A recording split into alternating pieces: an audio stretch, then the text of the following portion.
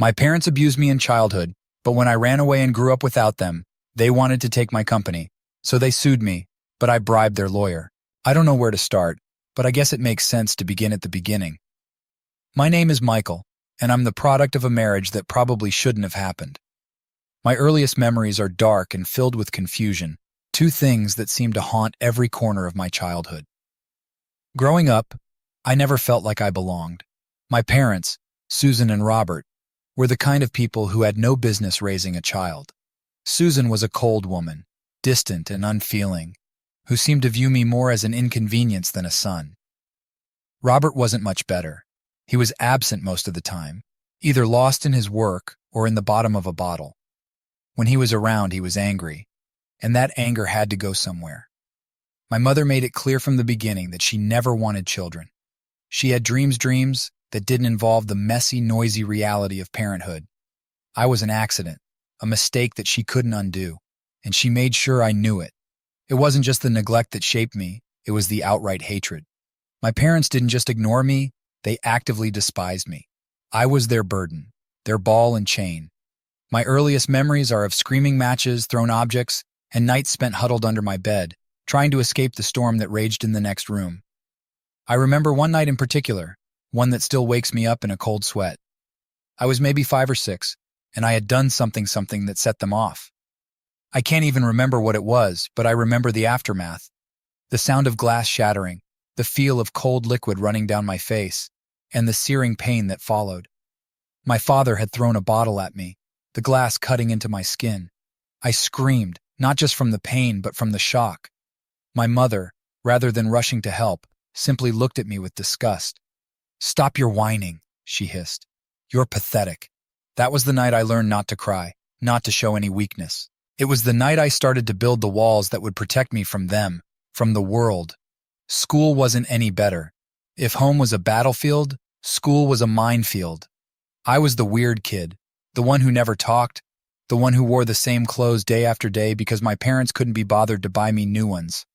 The teachers looked at me with a mixture of pity and annoyance, as if I was a problem they didn't know how to solve. I was always alone, the kid who sat in the corner during recess, pretending to read a book while the other kids laughed and played. But they didn't leave me alone. No, they made sure to remind me every day that I was different, that I didn't belong. There was one boy, Kevin, who seemed to make it his life's mission to make mine a living hell. He was bigger than me, stronger, and he knew how to use that strength to his advantage. It started with the usual stuff name calling, pushing me in the hallways, but it quickly escalated. He would corner me after school, taunting me, daring me to fight back. But I never did. I just took it, because what else was I supposed to do? I remember the day Kevin decided to up the ante. It was a Tuesday, I think. We were in the bathroom, and he and his friends had cornered me again. But this time, he didn't just shove me or call me names. This time he pulled out a lighter. "Want to see something cool?" he asked, grinning. I didn't answer. I just stood there, frozen, as he flicked the lighter on and off, on and off. The flame danced in the dim light, and I felt a chill run down my spine. "You scared, Mikey?" he sneered. "You gonna cry?" I didn't cry. I didn't make a sound. But inside, I was screaming. He lunged at me, grabbing my arm and holding the lighter close to my skin. I could feel the heat, the pain, but I didn't fight back. I just stood there, waiting for it to be over. When he finally let go, I ran. I didn't stop running until I was home, my arm blistered and raw. But when I walked through the door, there was no one there to help me. No one cared. My parents didn't even notice. It wasn't just Kevin. The teachers, the other kids, they all played their part in making my life a living nightmare. I was the scapegoat, the punching bag. I remember one teacher, Mrs. Thompson, who seemed to take a special pleasure in humiliating me. She would call on me in class, knowing full well that I didn't know the answer, and then berate me in front of everyone when I got it wrong. "You're never going to amount to anything, Michael," she would say, her voice dripping with contempt. "Why do you even bother coming to school?" I didn't have an answer for her. I didn't have an answer for anyone. I was just trying to survive. But it wasn't just the physical and emotional abuse that left scars. It was the secrets. The things that happened in the dark, when no one else was around. Things that I couldn't tell anyone about, not even if I wanted to. There was a man someone my parents knew. He would come over sometimes, usually when my father was too drunk to care. He would take me to the basement, away from prying eyes, and do things that no child should ever have to endure. I tried to tell my mother once. I told her what he did, what he made me do. But she didn't believe me. She slapped me across the face and told me to stop making up stories. That was the last time I ever tried to tell anyone. I learned to keep my mouth shut, to keep my head down, to blend into the background. I became invisible, a ghost in my own life. I stopped feeling, stopped caring, because it was the only way to survive. But no matter how hard I tried, I couldn't escape the darkness that seemed to follow me everywhere. It was always there, lurking in the shadows, waiting to swallow me whole. One day when I was about 12, something inside me snapped. I had come home from school, bloodied and bruised from yet another run-in with Kevin. My mother was sitting in the living room smoking a cigarette and watching TV. I walked past her hoping she wouldn't notice me, but she did. "What the hell happened to you?" she demanded, her voice cold and harsh. "Nothing," I muttered, trying to keep my head down. "Don't you lie to me," she snapped. "Who did this to you?" I didn't answer. I just stood there staring at the floor, my fists clenched at my sides. "I asked you a question, Michael," she shouted, grabbing my arm and yanking me around to face her. I don't know what came over me. Maybe it was the years of abuse, the constant pain and humiliation. Maybe it was just the sight of her, so cold and unfeeling, that pushed me over the edge. But in that moment, I lost control. I shoved her, hard. She stumbled back, a look of shock on her face, and for a moment, I thought I had won. But then her expression changed, and I knew I had made a terrible mistake. She came at me, fists flying, and I knew there was no going back. She hit me over and over, screaming obscenities, telling me how worthless I was, how she wished I had never been born. I didn't fight back. I just let her hit me, let her get it all out. Because in that moment, I didn't care anymore. I didn't care about anything. When she finally stopped, when she was too exhausted to continue, she just stood there, breathing heavily, her eyes filled with a mix of anger and something else, something that looked a lot like fear. "Get out of my sight," she hissed, her voice barely above a whisper. "I never want to see you again." I didn't argue.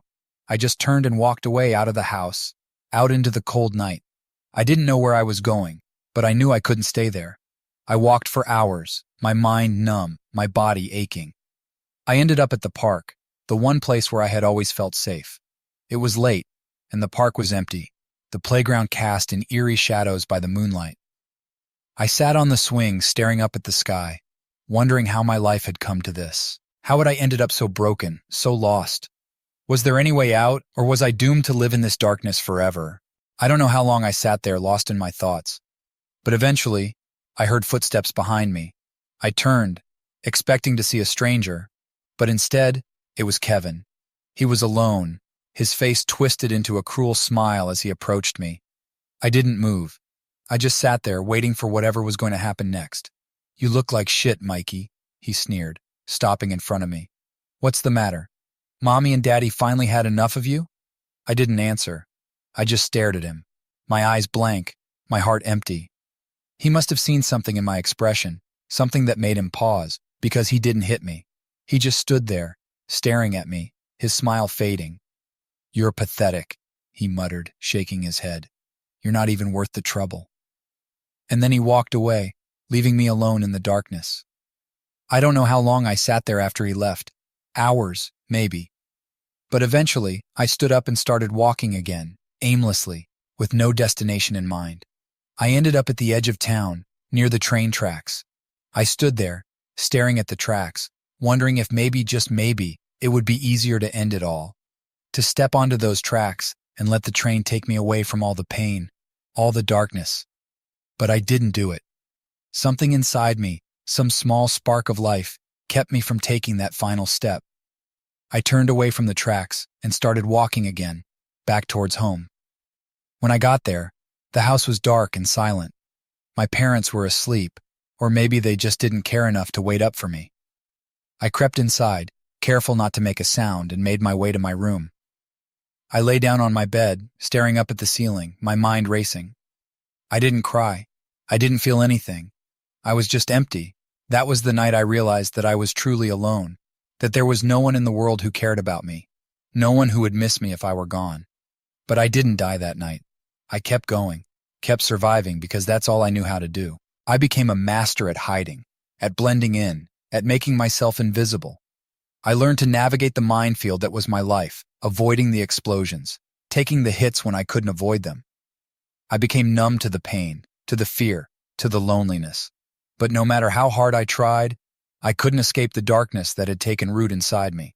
It was always there, lurking in the shadows, waiting to consume me. And sometimes, late at night, when the world was quiet and I was alone with my thoughts, I would wonder if maybe, just maybe, it would be easier to let it. When I look back on that cold day in the park, it's hard to believe how much my life changed. I was at my lowest, with nothing to live for and nowhere to go. But that day, a man named David Matthews found me, and my world shifted in ways I never could have imagined. David was kind and patient, traits that were foreign to me. He didn't push, didn't pry, but he offered a warmth and understanding I'd never experienced. When he invited me to his home, I resisted at first, out of habit and fear. But hunger and exhaustion eventually won out, and I accepted his offer. David's house was small and unassuming, tucked away at the edge of town. It was nothing like the house I grew up in. There were no yelling voices, no threats lurking around every corner. Instead, it was filled with the smell of wood and freshly brewed coffee. It was a home, something I'd never truly known. That night, I slept in a bed that was soft and warm, in a room that was mine. I had never had a room to myself before. I had never known what it felt like to be safe, to not have to worry about someone barging in, about the next beating or the next cruel word. It was like stepping into a different world. In the days that followed, David began to gently coax me out of the shell I had built around myself. He introduced me to books, filling my mind with stories of adventure and hope, giving me an escape from the darkness that had plagued me for so long. He taught me about trust, about what it meant to care for someone without expecting anything in return. And slowly, I began to heal. David also recognized something in me that no one else had ever seen potential. He encouraged me to go back to school, to finish my education, and to dream of a future beyond the life I had known. I was hesitant, scared even, but with his support, I took the plunge. Going back to school was a challenge. I was years behind my peers, and the thought of facing classrooms full of teenagers who were light years ahead of me academically was terrifying. But David was there every step of the way. He worked with me on my homework, helped me catch up on everything I had missed, and when I felt like giving up, he reminded me of how far I had come. In time, school became more than just a place to learn. It became a place where I started to find myself. I met Sarah and James in my senior year, two people who would become my closest friends. Sarah was bright, full of energy, and had a smile that could light up a room. James was quieter, but loyal and thoughtful. They were the first people my age who looked at me as a friend, not a freak or an outcast.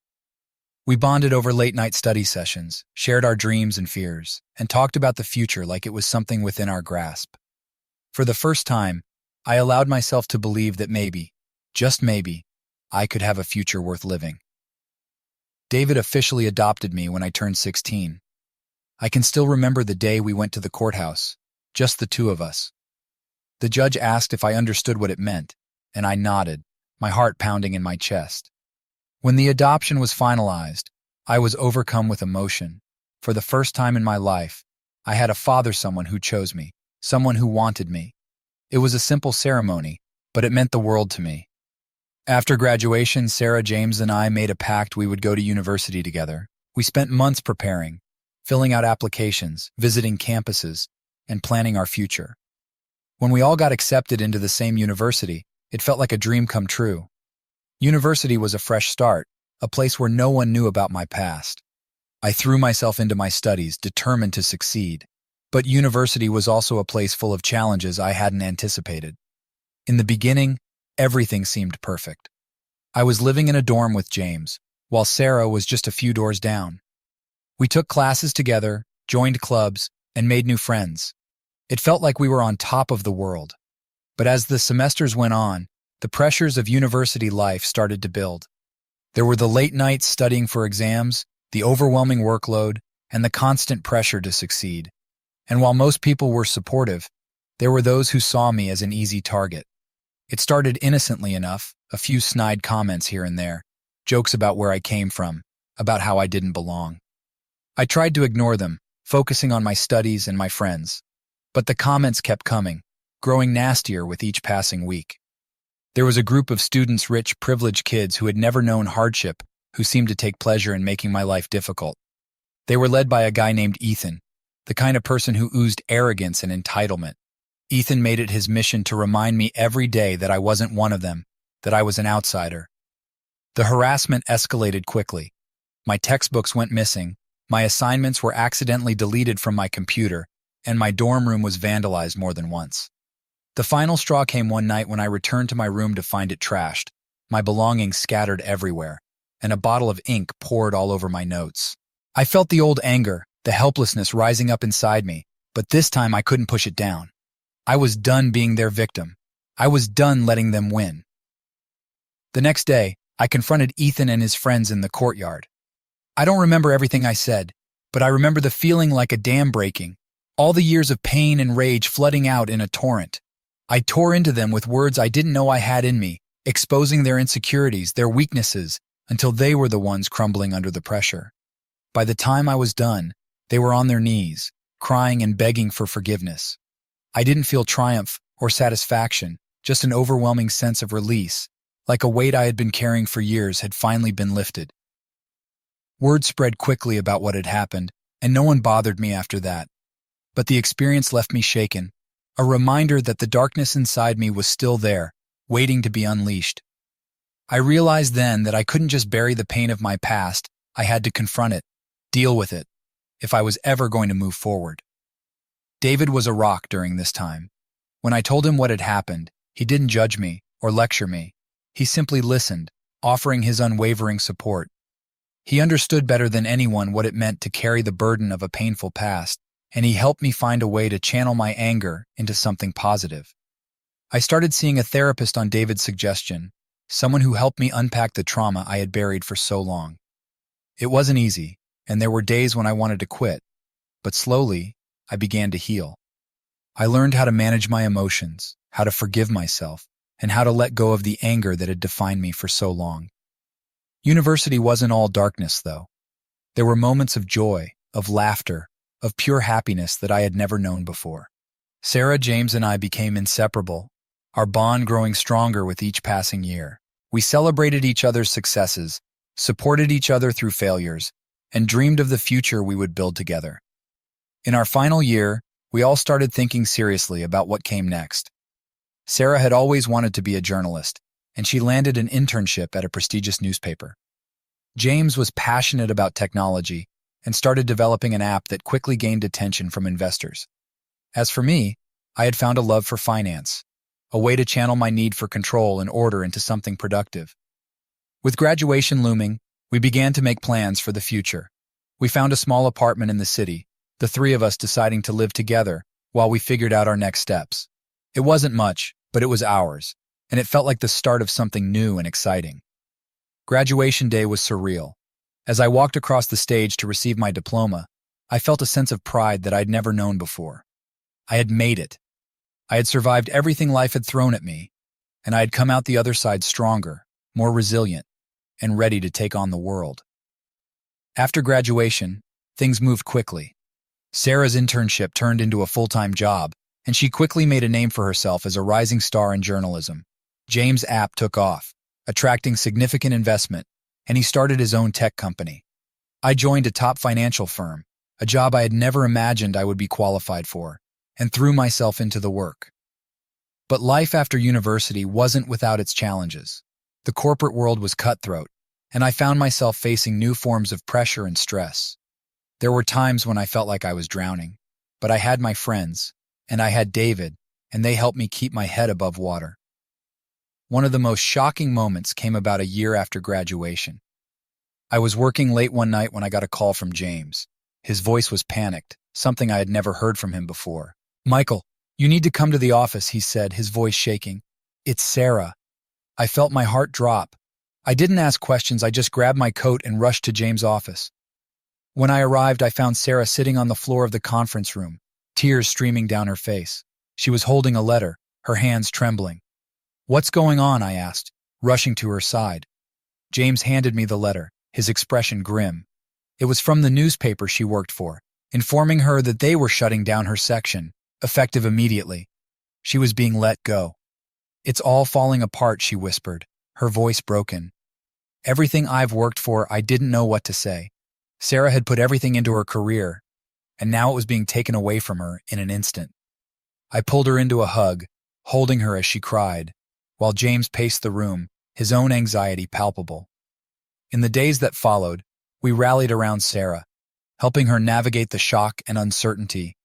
She fell into a deep depression, struggling to find meaning after losing the job that had defined her. But we didn't let her fall. We were there for her, just as she had always been there for us. It was a long road, but Sarah eventually found her footing again. She started freelancing, writing for smaller publications and slowly rebuilding her career.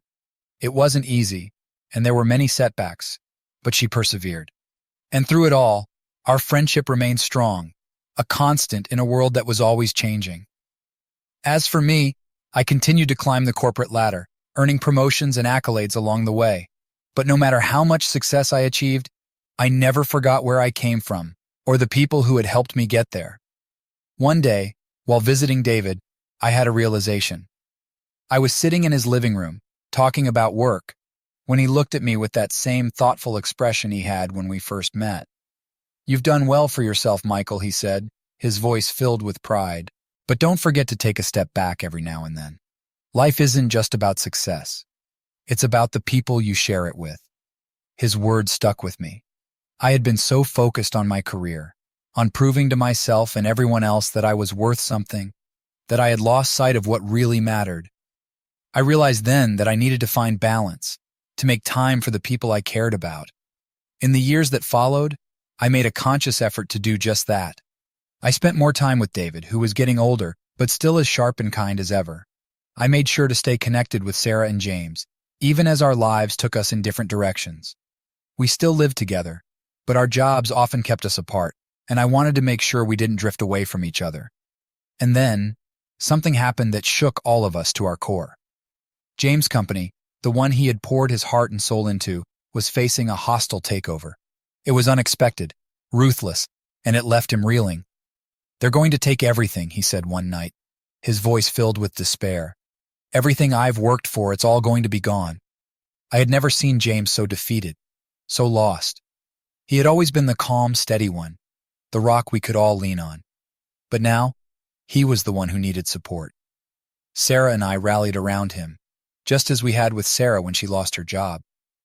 We spent countless hours strategizing, looking for ways to fend off the takeover, but it felt like we were fighting a losing battle. In the end, the takeover happened, and James lost control of his company.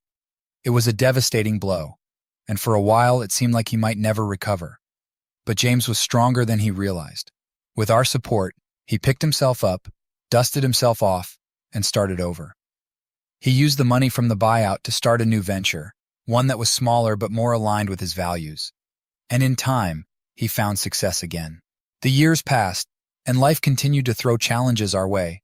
But through it all, we remained a team of family, in every sense of the word.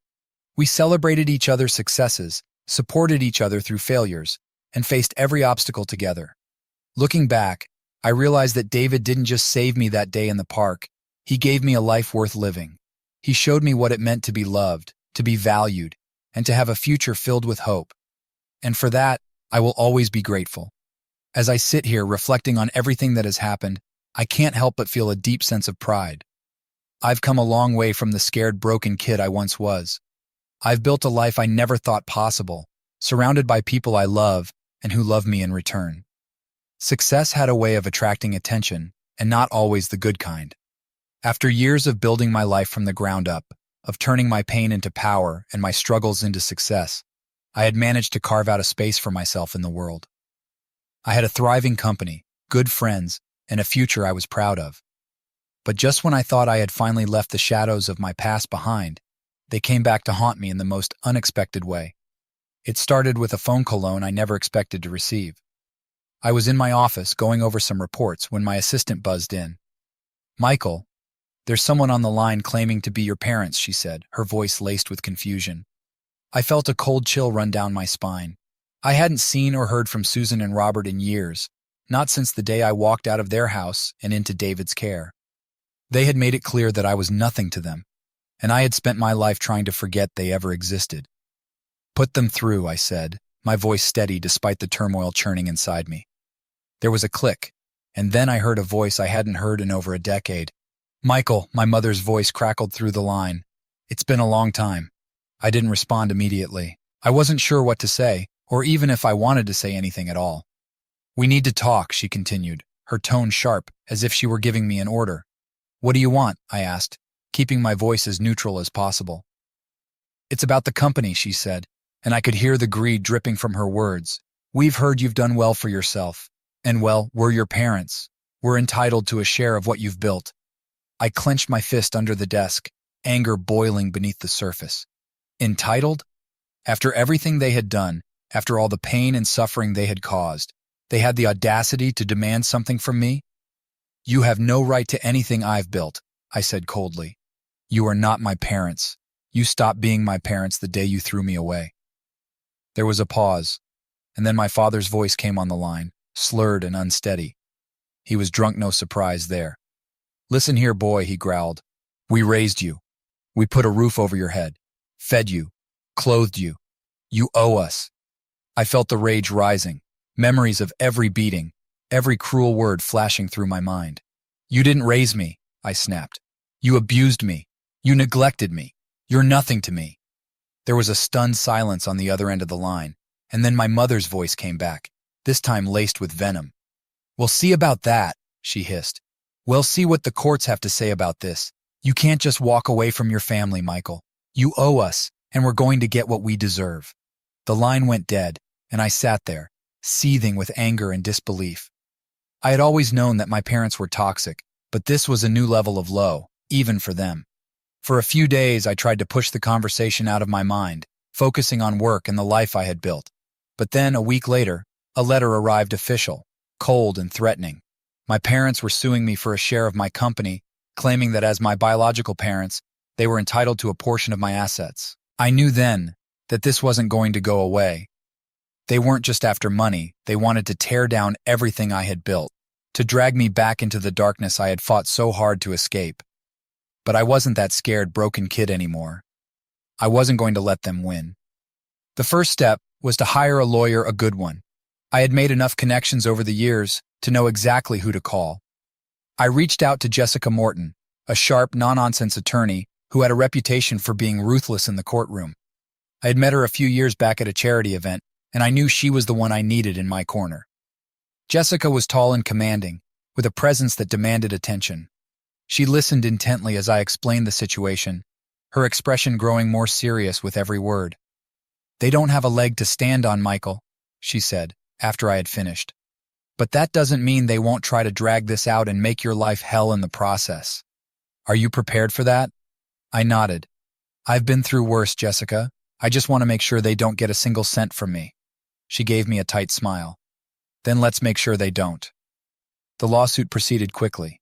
My parents, clearly desperate for money, had hired a cheap lawyer named Gary Thompson. Gary was a shifty character, with a reputation for taking on cases no one else would touch and losing them. He wasn't much of a threat, but I knew better than to underestimate anyone in a legal battle. Jessica and I went over every detail of the case, preparing for the worst. She helped me gather evidence from my childhood medical records, old police reports, and even testimony from neighbors who had witnessed the abuse. It wasn't easy dredging up all those memories, but I knew it was necessary if I wanted to win. We also made a strategic move. Jessica reached out to Gary Thompson with an offer, a bribe, really, though we didn't call it that. The idea was simple: we'd offer him a payout if he agreed to intentionally bungle the case. Given his reputation and the fact that he was likely being paid peanuts by my parents, it didn't take much to convince him. "Are you sure this is the best approach?" I asked Jessica, feeling a bit uneasy about the plan. She looked at me with a level gaze. "It's not about fairness, Michael. It's about winning. And if this makes the difference between you losing everything or keeping what's rightfully yours, then it's worth it." With Gary on our side, the trial became more of a formality than a real fight, but that didn't mean it was easy. Walking into that courtroom and seeing my parents sitting there, smug and self-assured, was like stepping back into a nightmare. They had aged, their faces lined with bitterness, but their eyes still held that same malice I remembered from my childhood. The trial was presided over by Judge Eleanor Grant, a woman known for her fairness and non-nonsense attitude. She was in her early 60s, with silver hair pulled back into a neat bun and sharp, piercing eyes that missed nothing. I could tell from the moment she entered the courtroom that she wasn't going to put up with any nonsense. The trial began with Gary presenting my parents' case. It was pathetic, really. He stumbled over his words, failed to provide any substantial evidence, and even managed to contradict himself on more than one occasion. It was clear that he was in over his head, and Judge Grant's patience was wearing thin. When it was Jessica's turn, she took control of the courtroom with the same commanding presence she had in her office. She laid out the facts with precision, presenting the evidence of my parents' abuse and neglect with chilling clarity. She didn't hold back, describing in detail the injuries I had suffered at my father's hands, the nights I had spent alone and afraid, and the years of emotional torment they had put me through. As she spoke, I could see my parents' smug expressions begin to falter. They hadn't expected this. They had thought they could intimidate me, manipulate me, just like they had when I was a child. But now, they were facing the truth, laid bare for everyone to see. Jessica called me to the stand, and as I walked up, I felt a strange sense of calm wash over me. This was my moment, my chance to finally tell my story, to stand up to the people who had tried to destroy me. I took a deep breath as I faced the courtroom, my eyes locking with my parents. "I'm not here to seek revenge," I began, my voice steady. "I'm here to tell the truth." I recounted the horrors of my childhood, the beatings, the neglect, the constant fear. I spoke about the day I left, the day I found David, and how he had saved me from a life of despair. I described how I had worked tirelessly to build something of my own, to create a life worth living. And then I told them why I would never give my parents a single cent of what I had earned. "They didn't raise me," I said, my voice growing stronger with every word. "They tried to break me. They didn't care if I lived or died. And now, after all these years, they think they can come back into my life and take what I've built. But they're wrong. They're not my parents. They're just people who happened to give birth to me, and they have no right to anything I've accomplished." When I finished, the courtroom was silent. Judge Grant looked at me with something that almost resembled respect, and I felt a weight lift off my shoulders. I had said what needed to be said, and I had no regrets. Jessica wrapped up our case with a closing argument that left no room for doubt. "Michael owes these people nothing," she said, her voice firm and unwavering. "They abandoned him, abused him, and now they're trying to take advantage of his success. But the law is on Michael's side, and I trust that this court will see the truth for what it is." The judge called for a brief recess before delivering her verdict. I sat in the courtroom, my heart pounding in my chest, while my parents whispered furiously to each other. I could see the fear in their eyes now, the realization that they were losing, that they had underestimated me. When Judge Grant returned, the room fell silent. She looked at my parents with a cold, steely gaze before delivering her judgment. "After reviewing all the evidence, it is clear that the plaintiffs have no legal claim to the defendant's assets," she said. "The evidence presented by the defense is overwhelming, and it paints a picture of a young man who has overcome unimaginable hardship to achieve success. The plaintiffs, on the other hand, have shown nothing but greed and a complete lack of remorse for their actions." She turned her attention to me. "Michael, you have shown great strength and resilience in the face of adversity. This court commends you for your achievements, and I hope you can now move forward, free from the burdens of your past." With that, she dismissed the case, and it was over. I had won. But it wasn't just a legal victory, it was a personal one. I had stood up to my parents, confronted my demons, and come out stronger on the other side. As I left the courtroom, Jessica walked beside me, a satisfied smile on her face. "You did well, Michael," she said. "I'm proud of you." I nodded, feeling a sense of closure I hadn't expected. "Thank you, Jessica. I couldn't have done it without you." Outside the courthouse, I saw my parents one last time. They were standing on the steps, looking defeated, lost in their own misery. For a moment, I felt a pang of pity for them, but it was fleeting. They had made their choices, and now they were living with the consequences. I didn't say anything to them as I walked past. I didn't need to. I had said everything that needed to be said in that courtroom, and now it was time to move on. The victory was bittersweet, but it was a victory nonetheless. I returned to my life, to my friends, to the company I had worked so hard to build. And for the first time, I felt like I could finally put the past behind me. David was waiting for me at home, his eyes full of pride as I walked through the door. He didn't say much, just pulled me into a hug, and I knew that he understood. He had been there for me when no one else was, and now, with the trial behind me, I felt like I could finally start living the life he had always wanted for me. As the months passed, I threw myself back into work, determined to continue building the life I had fought so hard for. The company grew, and with it my sense of purpose and fulfillment. I stayed close to Sarah and James, our bond stronger than ever after everything we had been through together. There were still challenges, life is never without them, but I faced them with a new sense of confidence. I had confronted the darkest parts of my past and come out stronger on the other side, and I knew that whatever came next, I would be ready. Looking back now, I realized that the trial was more than just a legal battle. It was a reckoning, a chance for me to finally close the chapter on a part of my life that had haunted me for so long. It was a chance to reclaim my story, to take ownership of my life, and to say once and for all that I was no longer a victim. And as I look to the future, I do so with hope, with strength, and with the knowledge that I am in control of my destiny. Because I am no longer defined by the people who tried to break me, I am defined by the life I have built, by the people who love me, and by the strength I have found within myself. And that, more than anything, is the greatest victory of all.